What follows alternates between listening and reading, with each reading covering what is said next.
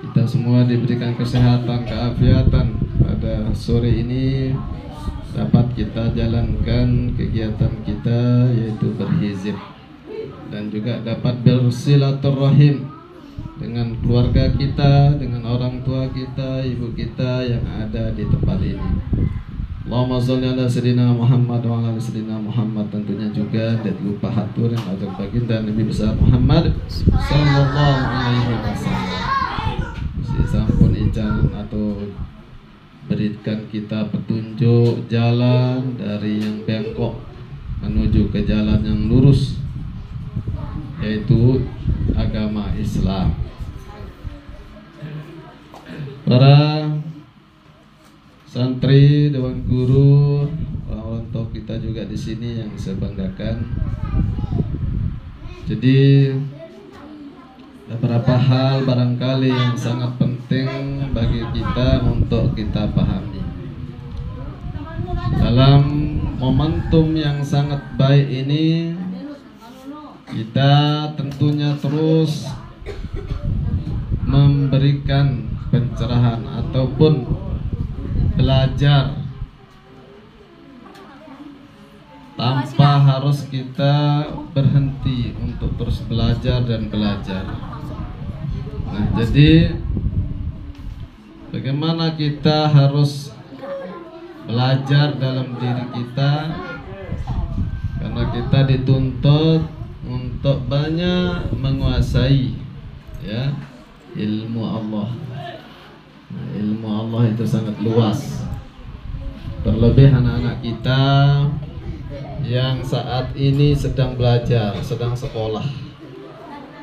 Anak kita yang saat ini mau tamat, jangan sampai putus sekolahnya sampai di sini ataupun tidak melanjutkan. Namun harus terus, jangan sampai berhenti sampai di sini. Karena ilmu itu sangat penting, sangat penting. Karena dengan ilmulah kita akan bisa selamat, dengan ilmulah kita bisa sukses, dengan ilmulah kita akan berhasil, dengan ilmu juga kita bisa bahagia, bahagia dunia dan akhirat. Nah, terlebih kita belajar di pondok pesantren. Nah, tidak diragukan lagi bila mana kita belajar di pondok pesantren atau di madrasah, karena di pondok pesantren lah tempat kita diajarkan berbagai bidang ilmu pengetahuan yang menyangkut kebahagiaan dunia dan akhirat. Nah, sehingga terwujudlah apa yang menjadi harapan kita, doa kita yang setiap saat kita baca, Rabbana atina fid dunya hasanah wa fil akhirati hasanah wa qina adzabannar. Jadi ya Tuhan kaji, Ican kaji, bahagia, selamat, sukses di dunia, sukses dalam menggapai cita-cita, sukses dalam melaksanakan kegiatan usaha, misalnya bisnis, sukses dalam kita bertani, sukses kita dalam berkarir, ya, sukses dalam segala-galanya. Itu makna daripada fid dunya hasanah wa fil akhirati hasanah, juga kita mendapatkan husnul khotimah, yaitu selamat dari siksa kubur, siksa api neraka. Nah, kita dapat masuk surga di ghairi hisab. Itulah mana fil akhirati hasanah wa qina adzabannar, dan kita terbebas dari azab api neraka. Nah, itu jadi sangat penting. Makanya alhamdulillah kita bisa bersilaturahim. Baun terdatang lamun dek narak kegiatan marane sulit terbedait. Sekat terbedait kan je keluarga ina ama ate. Syarat lai juit walaupun rapat. Ya, walaupun rapat juit kadang-kadang dek terbedait lamun dek narak kegiatan hizib. Alhamdulillah. ya hikmah nano, ya kelebihan. Nah, kita datang ojo ketik, datang berdoa, datang zikir, sambil bersilaturahim. Ya, secara silaturahim no menyambung tali hubungan, ya, menyambung tali persaudaraan, menyambung tali kekeluargaan. Ya, lebih-lebih kita juga punya anak yang sedang belajar atau sekolah di madrasah. Nah, itu kelebihannya, alhamdulillah. Nah, di samping itu juga, ya, kita sebagai santri harus memperkuat, ya, memperkuat dalam segala hal, baik bidang kegiatan-kegiatan kita seperti ini yang disebut dengan istiqomah. Ya. Al-istiqomah khairun min alfi karamah. Nah, jadi kita harus istiqomah. Insyaallah Allah akan memudahkan segala jalan kita. Hanya Allah lah yang menentukan segala hidup ini.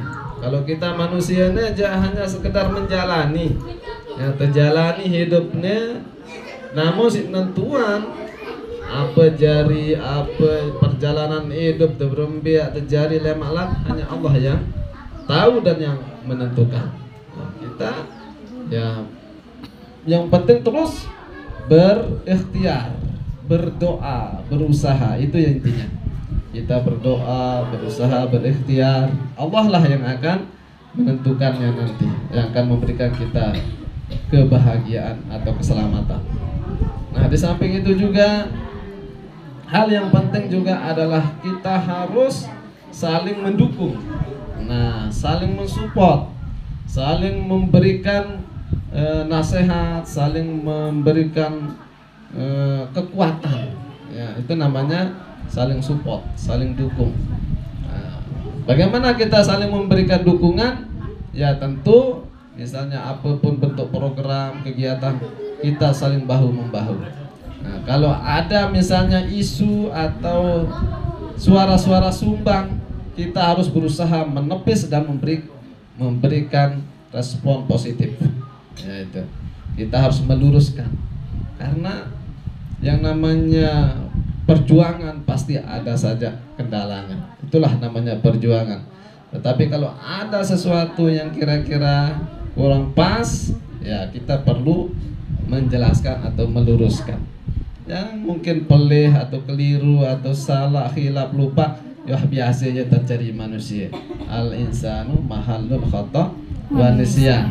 Ya, jadi manusia no dek narak sempurna, selaku arah dong ke khilapan, keliruan, kesalahan. Dan ini sempurna, itulah manusia. Nah, jadi tatkala kita merasa lupa, salah, maka perlu kita segera mengintrospeksi diri kita. Perlu segera merubah diri kita. Ya, itu sebabnya disabdakan oleh Rasulullah, ittaqillahi haitsima kunta.